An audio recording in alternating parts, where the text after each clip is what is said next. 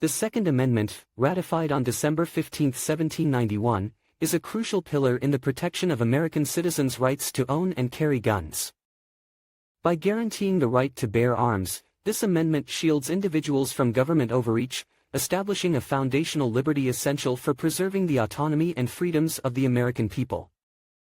This constitutional provision underscores the importance of self-defense and individuals' capacity to protect themselves, highlighting the significance of gun ownership in securing personal security and defending against potential threats.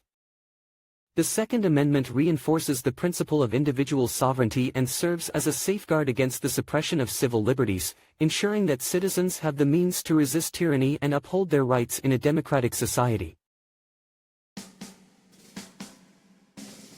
The Second Amendment of the United States Constitution is a fundamental right that guarantees individual liberty and protects against tyranny. It is not a right granted by the government, but an inherent right endowed by our Creator. As a cornerstone of the Bill of Rights, the Second Amendment ensures that citizens have the means to defend themselves, their families, and their nation. The Second Amendment is short and to the point, yet its meaning has been debated for centuries. Nevertheless, its core message is clear. The right of the people to keep and bear arms shall not be infringed. This amendment recognizes the inherent right of individuals to protect themselves and their property from threats, both foreign and domestic. The Founding Fathers understood that a well-regulated militia composed of ordinary citizens was necessary to the security of a free state. They also recognized that an armed citizenry served as a deterrent against government overreach and tyranny. The Second Amendment therefore serves as a safeguard against both internal and external threats to freedom. In essence, the Second Amendment is about more than just guns. It's about liberty. It's about the power of the people to remain free and to resist oppression. It's a testament to the Founding Fathers' belief in the importance of individual sovereignty and self-reliance.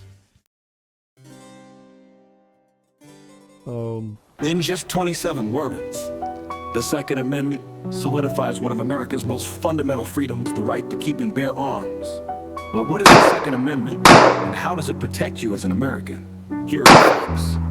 What is the Second Amendment? In short, the Second Amendment states that as an American citizen, you have the individual right to arm yourself. The amendment also firmly establishes that the government cannot infringe on that right. The Second Amendment was ratified on December 15, 1791, and one of the first 10 amendments to the Constitution, known as the Bill of Rights. The Bill of Rights expanded upon the Constitution by establishing clear individual rights, limiting the government's power, and further laying the foundation of American freedom. Today, the Second Amendment remains fundamental to protecting the rights of law-abiding gun owners. What the Second Amendment means.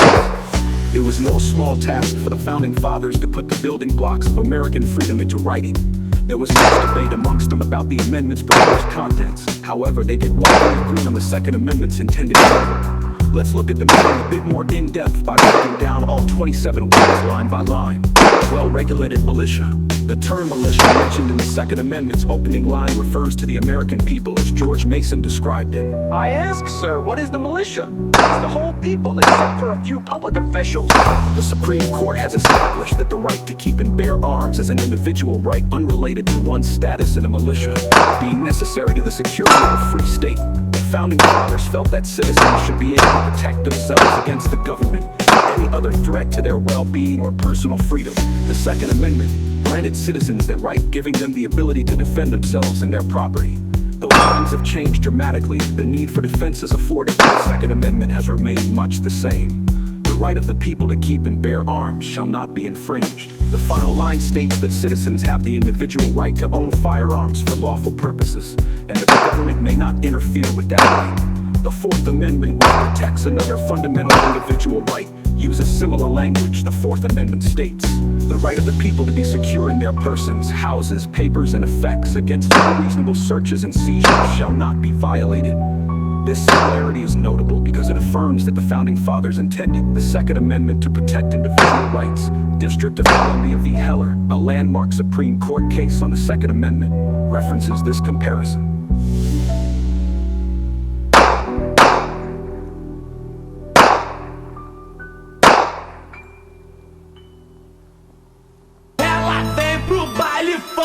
Querendo nos provocar, solta o tamborzão pra brincadeira começar.